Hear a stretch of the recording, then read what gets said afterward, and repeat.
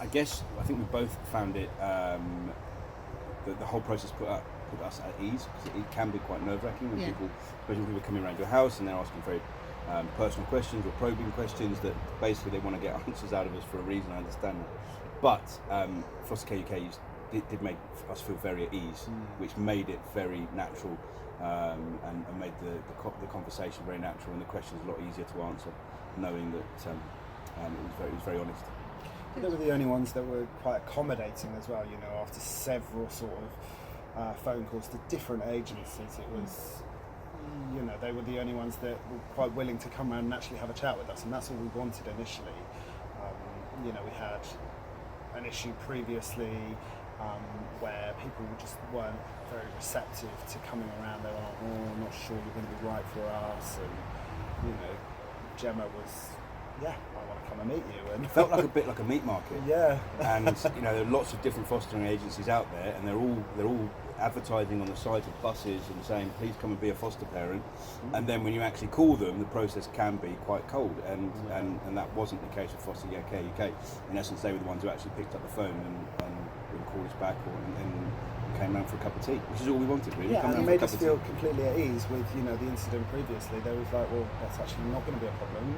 I'm not saying it definitely won't be, but let's come and have a chat and let's talk about it and find out what we can do and see how we can progress this.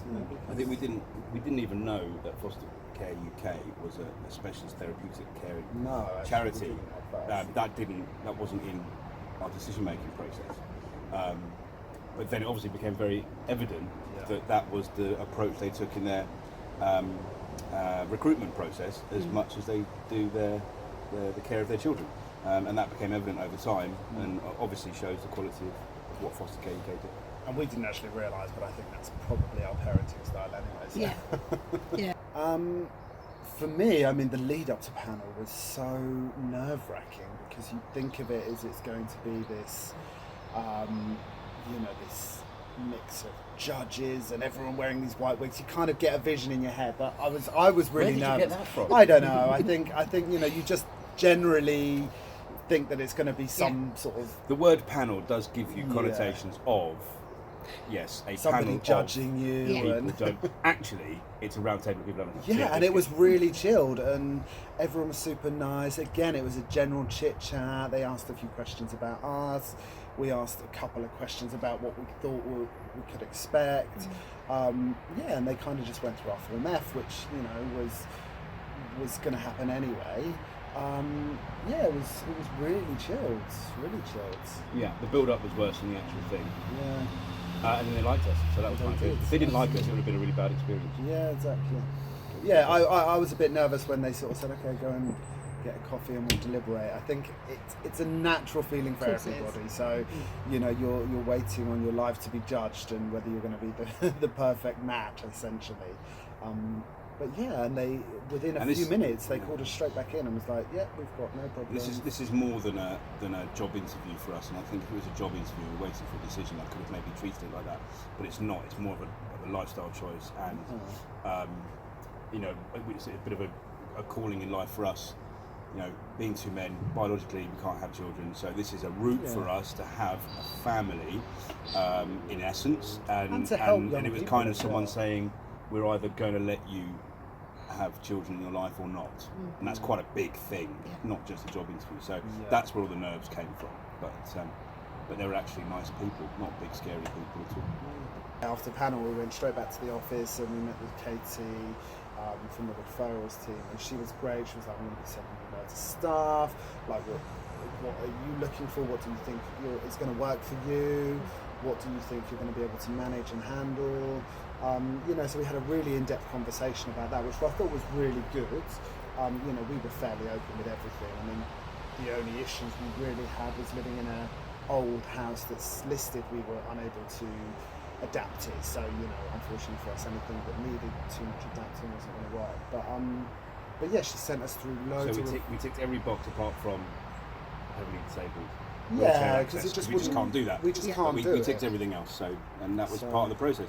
And then I think it was important meeting Katie on day one, because she went straight back and went, right, I'm going to start sending you referrals. Even if they're wrong, I'm going to start sending them to you anyway, so you get used to being referred. But then for me, I worked out that actually on Katie's days off, we didn't get any referrals. So it was about us chasing and meeting the other people in the office, the other referrals team, saying, don't forget about us. Just because Katie's met us doesn't mean that we're not still looking. So we would be pushing back as well, as getting, that conversation is really important, to have the confidence to go, A, to say no to some because they're not right for you, they're not right for your house, and B, to chase and say, why aren't I getting more? Why are they not relevant to our conversations? Those kind of things. So as long as you have the confidence to do those and I think you really have to read the referrals, because they really are very different, and naturally you straight away want to go, yeah, we'll take it, and it's really important that you don't, because actually some things might not work for you.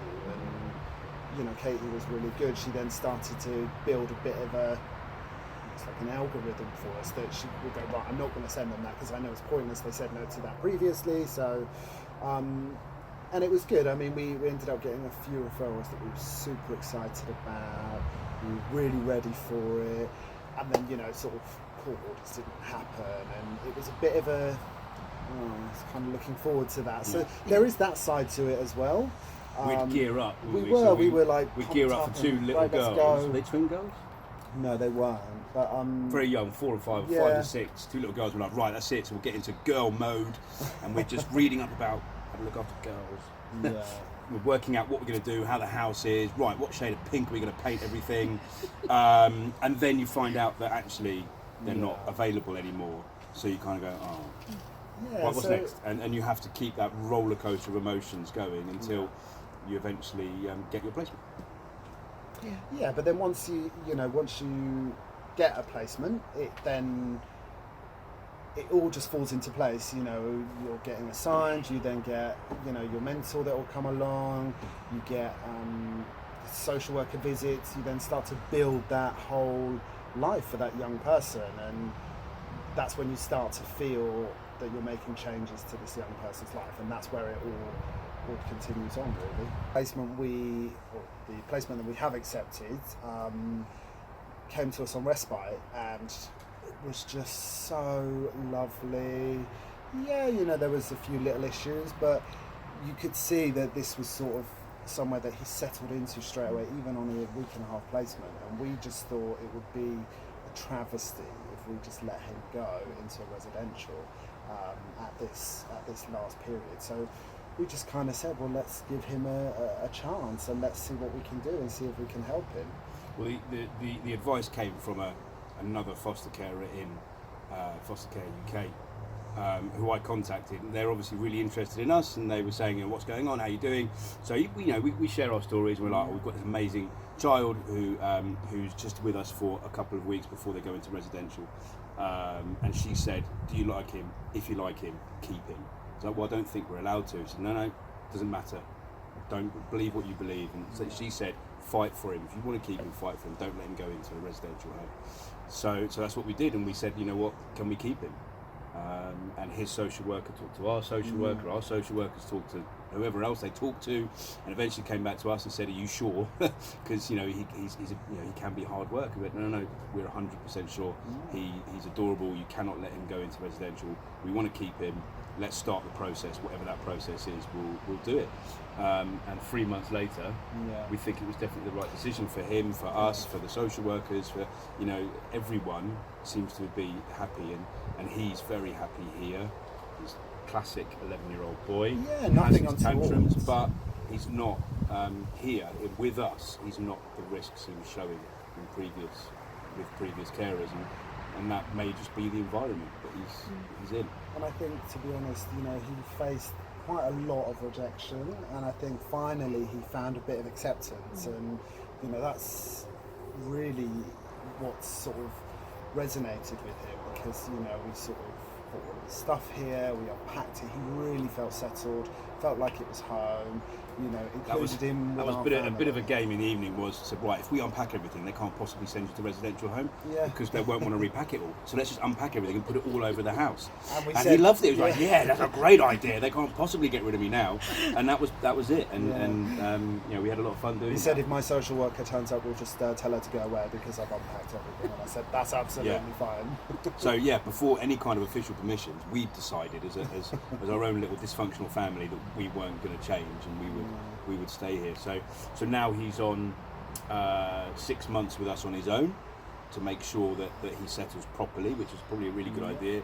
And we're accepted for 2, so maybe in 6 months' time we'll be looking for a second to stay with us and hopefully one that works with him. And that's a whole new referral challenge, finding someone that fits us and him at the same time. So we're looking forward to it. And I would say, you know, obviously with young people that you get, you really do have to advocate for them, because it really is, you know, sometimes you looking after that person for that amount of time, you really know what is best for them. And, you know, as much as social workers have a great job and, you know, they're dealing with a lot of other children, so you as a foster carer / parent need to advocate for that child and make sure that that person has got the best and that they can have. having that child's back, they can see that.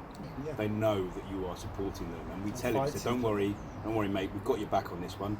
And to see that makes him relax, and he's like, okay, you know, these guys are cool, they've got my back.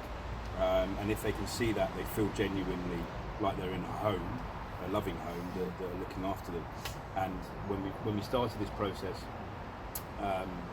4, 5, 6 years ago, we started thinking about either adoption or foster care.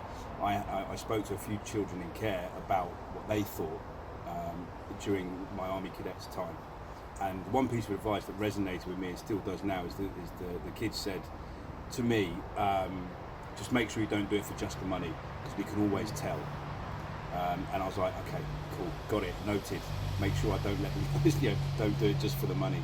And he was really, you know, adamant that was important to show that it's actually giving a loving, caring home and a supporting upbringing, rather than any other benefits associated with it.